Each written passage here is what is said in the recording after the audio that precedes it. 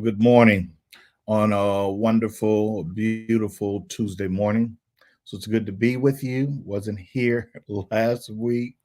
Uh, we had a huge storm come through our area, and so didn't have power, didn't have internet, any of those kinds of things. But everything has been restored, and we are here.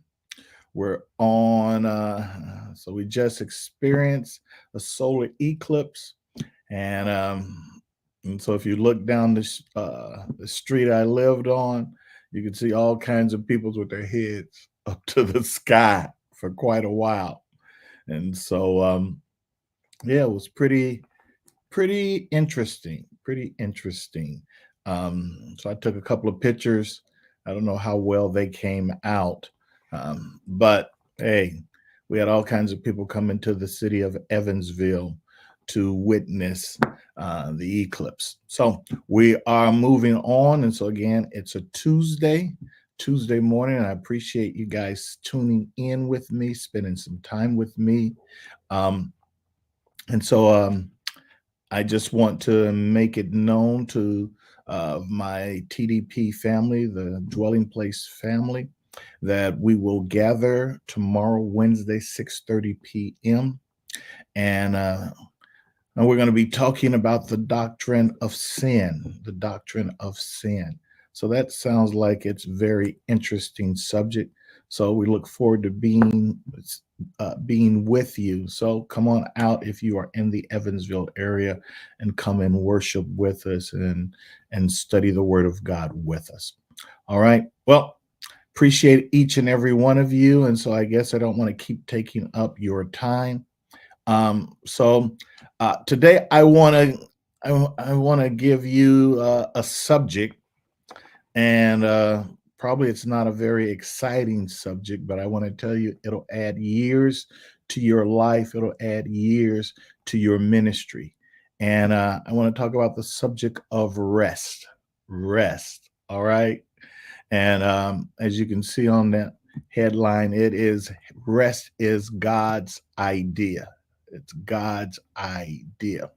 And so we know that the Bible has said this is part of the 10 commandments. I call them the big 10. And so if it was this important, if it's important enough to put it in the top 10 of the commandments, then we need to assign value to it. So I want to talk a little bit about rest today. All right. And so referencing Exodus 20, um, the instructions from the Lord is remember the Sabbath day to keep it holy. For in 6 days the Lord made the heavens and the earth, the sea and all that is in them, and rested. I want you to say yourself, God rested. And so, and rested the seventh day. And we recognize God did not get tired. Hmm? But he is also modeling something. He's telling us how important it is to include rest in our schedule. The body has been made to have rest. All right. So it says, therefore, the Lord blessed the Sabbath day and hallowed it. This word Sabbath, it comes from a Hebrew word meaning day of rest. And I really want people, as we're talking about this, I want you to assign value to this. I want you to assign value to this subject of rest, the subject of remembering the Sabbath day. Because the truth of the matter is, our culture, and especially the American culture, the pace that we live in, I am using the phrase, it's unrighteous. It's unrighteous. So rest is worship. And I want you to say that to yourself. Rest is worship. Rest is not a thing where we're talking about you are lazy or anything along those lines. Rest is worship. And the reason we say rest is worship, I rest to recognize God. So it's still a place of worship. And today, as we're talking, I don't want you to feel like, that the Sabbath is always a Sunday for you all. according to what your schedule is, you'll have to find a place where will be a time that you will rest. You will rest your soul, you will rest your mind, and you'll rest your body as well. So I rest to recognize God. I rest to acknowledge God as my source. Mm, that God is the one who provides. God is Jehovah Jireh. And so we always have to recognize that not just the fact of that we work and we get paid, but ultimately God is our source. Mm. So with that, my body needs rest.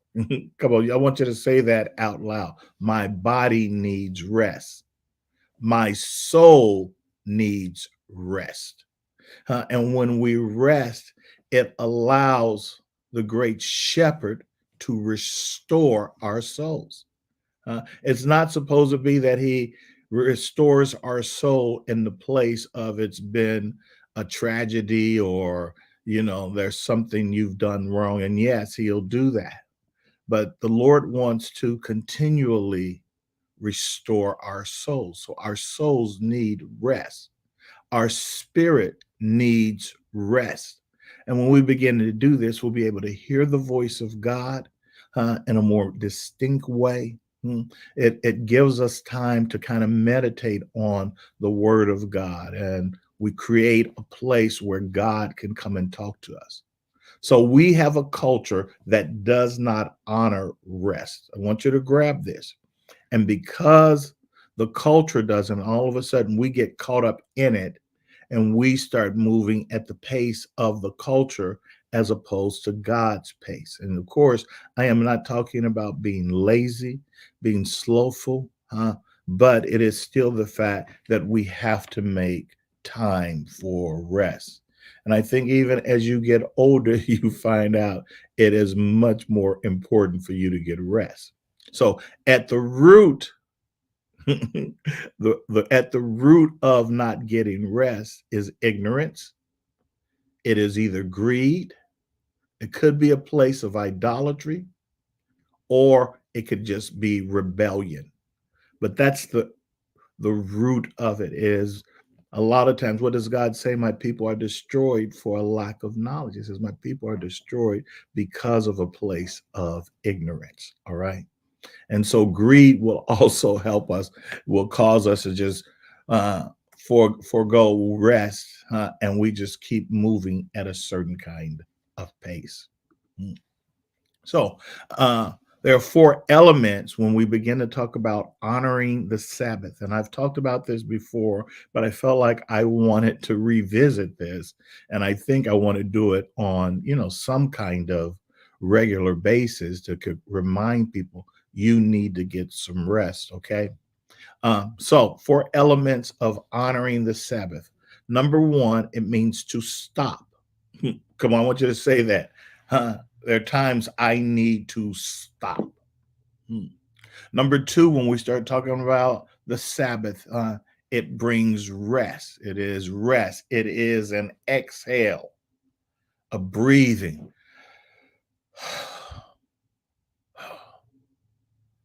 So I get rest.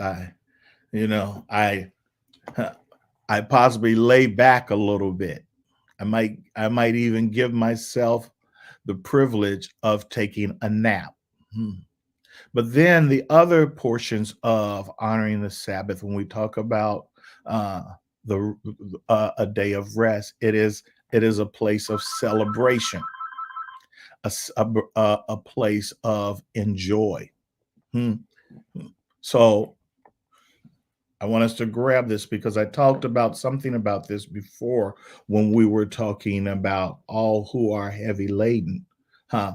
And when you look at these words, part of that word rest, it speaks of recreation, celebration, enjoy.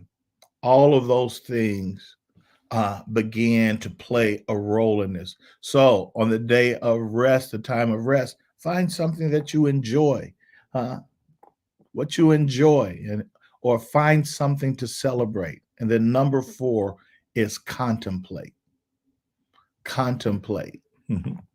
Intentionally look for God in everything. Mhm. Intentionally look for God in everything, from people, food, sports, music, etc. All right. So we're looking for God in this. Okay. Now it's interesting as we're talking about this. Yesterday, it was a day of rest for me. It was a day of rest for me. And it was such a beautiful day here in Evansville. Once that I, I behold the eclipse, I went out and I said, man, it's just too nice to be in the house. So I went and took a drive, and then I found a spot that I'd never parked at. And so this is near the river, and I just sat there and enjoy the beauty of God's creation. I enjoy the river. I enjoy this beautiful sky, the warm day. I even looked at God's creation in people as people were walking on the path or they were jogging on the path, or I saw folks pushing baby carriages, and this woman was eating an ice cream cone and all of, and I just sat back and I beheld God's creation. Huh. There are times we need to pause and, well, I don't want to keep taking up your time, but just something to think about. Hmm. I want to give you 6 places of rest. Six things that you need to think about. Number one, and this is not, when I say number one, it is not like this is the most important. Hmm. But number one is mental rest. We need to get mental rest. Uh, when you start feeling distracted, overwhelmed, or like you can't focus, you likely need some mental rest. And sometimes people just want to keep pushing through it. And sometimes if you take a nap, you get some rest, you come back from it, and your thinking is clear, hmm, because you had some rest. So when you're mentally drained, you may feel like you have a brain fog. You have brain fog. And a lot of people have testified coming out of COVID that that was one of the things that they were dealing with was brain fog. But brain fog can also come because of a lack of rest, or like every task takes twice as much effort to complete. It means you may need rest, mental rest. So, mental rest allows you to disconnect from cognitive demands and allow your brain to slip into that that mode network. Mm, mm. For people in information driven work or who spend a lot of time on the computer, this kind of rest can be especially helpful. You're allowing your brain to rest. Okay. Number two, physical rest. Physical rest. And when we're talking about physical rest, it's probably easiest to tell if you're short on physical rest because your body begins to tell you something about that. Your body begins to send signals to you. And listen, I have found this out. We need to listen to our bodies. God has created something in us, in our bodies, that begins to send warning signals. You need some rest. You need to do this. You need to eat. You need to do that. And so, we need to learn how to listen to our bodies and not ignore it and keep pushing through it. And I have seen people who have suffered the consequences because they did not listen to their body and they just kept pushing and pushing, and something happened to them. So we need to learn how to listen to our bodies, but we need physical rest. Physical rest, as I was studying it, Physical rest can be either passive or active. Passive physical rest means time spent asleep, including napping. Active physical rest, on the other hand, is any activity that improves your physical well being, like a massage, exercise, stretching, walking. Hmm. Now, be careful when we start talking about exercise because it's not the point that you are just going to exhaust yourself in the place of exercising. Okay. So we need to learn how to utilize both kinds of rest. Will make the biggest difference in our physical energy level. I'm hoping you guys are tracking with me, or maybe you're saying this is not very spiritual. Okay. Social rest, social rest, craving some me time. Has anybody ever said that? I need some me time. Oh, these kids, they are wearing me out. Huh? Honey, can you take care of the kids for a while and let me get some me time?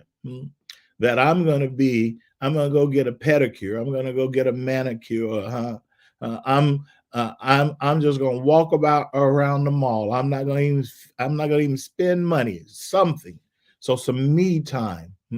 So when we start talking about me time, you're probably in need of social rest. And according to what you do, how much you interact with people, what level of responsibility. So every person has a variety of relationships in their lives. We've got family members, co-workers, friends, acquaintances, all kinds of people that you serve. So managing your energy is about finding the right balance between the relationships that drain you and the relationships that nourish and inspire you. Hmm. Listen, as you're listening to my words, I'm giving you permission to be able to distinguish this. And it doesn't mean you're looking at people in a negative point of view, but according to what you do and how you interact with people, there are some people, when you leave them, you are drained. You are drained. Huh? And sometimes you get around certain people, and when you get around them, you're feeling good. By the time you leave, you're feeling drained. So we have to be able to discern that and realize sometimes we need to pull away. But we also need to spend some time with people that nourish and they inspire you. These are people that are no work. When you begin to talk to them, something is being stirred, something's being affirmed. So look for those kind of relationships. Try not to judge your balance by what anyone else is doing, as we all have different social needs and preferences. And so, like, even in my life, I deal with a lot of people. And I said something a few weeks ago to our congregation. I said, I just was tired of people.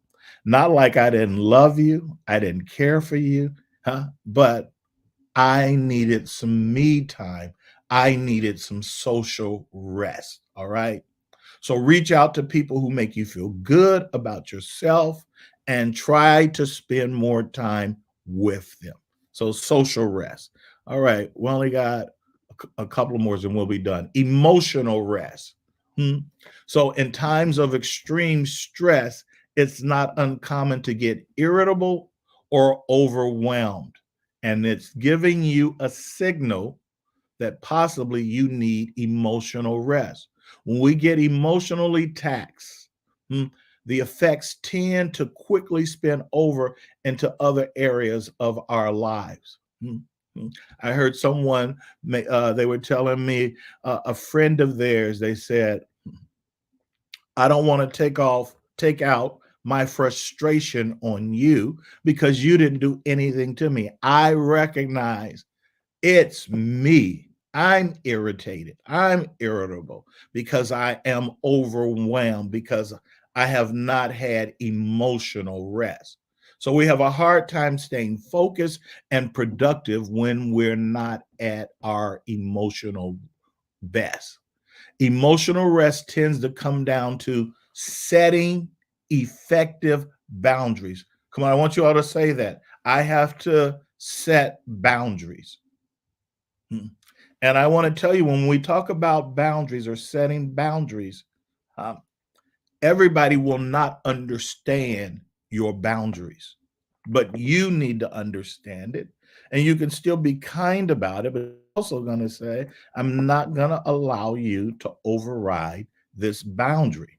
Mm. I want to tell you, when I went to the hospital and I had a stroke, and when I came out, I knew I had to change some ways that I was doing, and I had to do some boundaries because people will always have a need and they will have a great need. Hmm. And they want you to respond right now. And you begin to recognize, no, this is not healthy for me. So when you feel emotionally drained, it can be a sign that you said yes to something that should have been a no. I want you all to say no. Come on, you need to practice saying no. You can find a variety of ways to say no. No, no, I can't do that. No, I shouldn't do that. Find a way. Find a way to learn how to put some boundaries in, and you say no.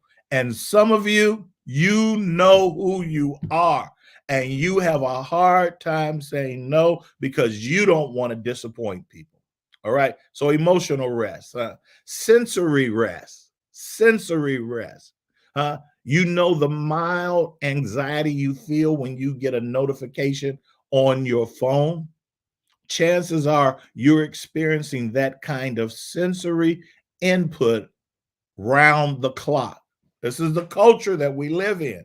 People can get in touch with you 24 hours a day because you got that phone. You've got email. It used to be if you were at work, they could call you at work. But if you didn't give them your home phone number, they didn't have any access to you. Now they got 24-hour access. So that means you have to put the boundaries in. You have to put the boundary in.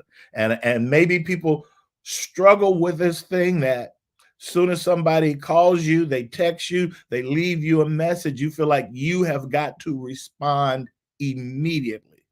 You got to respond immediately. You have to learn how to give yourself permission that I don't have to jump immediately. All right. So even though digital devices get a bad rap, ambient noises, bright lights, traffic, and even other people talking can add to the sensory overload. Have you ever found yourself, you just check out, and somebody's just talking, and then afterwards you don't even know what they said. You were getting bits and pieces. It can be sensory overload. So ways to get sensory rest. Turn off the notifications on your phone, or even try a digital detox.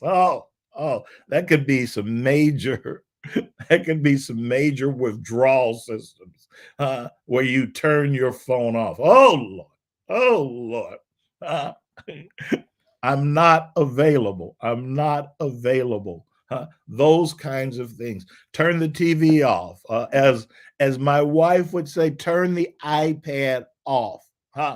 Can you just sit and not have that computer going or having a TV going or whatever? So even 5 minutes can help you feel more refreshed. And this is the last one. Mhm. I'm hoping you guys are getting something. Yeah, you see. Yes, Mike Posey. And so she's trying to look out for me. Spiritual rest. All right. So when we feel disconnected from the rest of the world, it can leave us feeling unmoored. It was interesting, this phrase, unmoored. Spiritual rest provides us with a sense of purpose and belonging. Feelings of love, acceptance, and understanding help ground us. Without it, we are prone to existential crisis. So we have to be aware of that. Spiritual rest. Ways to get spiritual rest. Join a Christian community, faith-based organization or group that aligns with your interests. Spiritual rest. That's why the Lord even talks about not forsaking the assembling of ourselves. That he recognizes when we get around like believers, something begins to happen to us. And I want us to grab this. You cannot just have your spiritual feeling just online. You still need to be around people. You still need to be around people. So I want us to be aware of that right now. And then volunteer for a cause that's personally meaningful to you. Now, when I talk about spiritual rest, I can come up with all kinds of things that begins to restore us, that we are in the presence of God. We're in the place of worship. It begins to fill us up. It begins to restore us. That there needs to be a place that, especially if we're dealing with some kind of problem, something that's difficult, don't just turn immediately and trying to figure it out. Start with bringing it to the Lord. Bring it to the Lord. Ask for his counsel. You'll be amazed by what takes place. So I'm hoping you got something out of this. And I want to end with this phrase. Moses' father-in-law, Jethro, he's looking at what Moses is doing, how he's dealing with all the issues of the people. They're coming and they're in line for him to talk about, that they can bring their problems to him. He's still the one who's leading them through the wilderness. He's got a lot on his head. And Jethro comes in and looks at it and he says, the thing that you do is not good. Both you and these people who are with you will surely wear yourselves out. So our brain isn't designed to be endlessly productive. In fact, the brain is most efficient when it's allowed to move between periods of focus and unfocus. Now, I don't want people to use this that they spend most of their time in the period of unfocus, but it's supposed to be both. That's because during periods of rest, play, and relaxation, the brain is able to consolidate memories, crystallize learning, and work on problem solving. Well, I know I gave you a whole lot of information. I'm hoping that it's speaking to you. I'm hoping that maybe some of you feel like you've been convicted or maybe some of you might have said, well, Pastor, you just rebuked me without even knowing you were rebuking me. And I really want to tell you, the thought is I want to save lives. I want us to be our best. I want us to be around as long as the Lord has called us to be around. So, Father, I thank you. I thank you, oh Lord, that you told us to honor the Sabbath. And Father, right now, will you even define what that is for each and every individual? Will you help us, oh Lord, to put in boundaries? Will you help us, oh God, to learn how to turn certain things out, and we'll allow you to restore our souls and to restore our bodies. So I thank you for that, Lord, and I thank you for your people. In Jesus' name, amen. Well, I appreciate you guys giving me some time today. I'm hoping this is adding, this is coming from a place because I am saying you are valuable and I want to see you at your best. So I've been trying to work some of this in my life. Uh, I'm surely not hitting it at 100%, but I know I am aware of it. Well, our time is gone. I appreciate you. I bless you. Mhm. If you're part of the dwelling place, I look forward to seeing you tomorrow at 6:30 p.m. Otherwise, as always, now go and take on the day.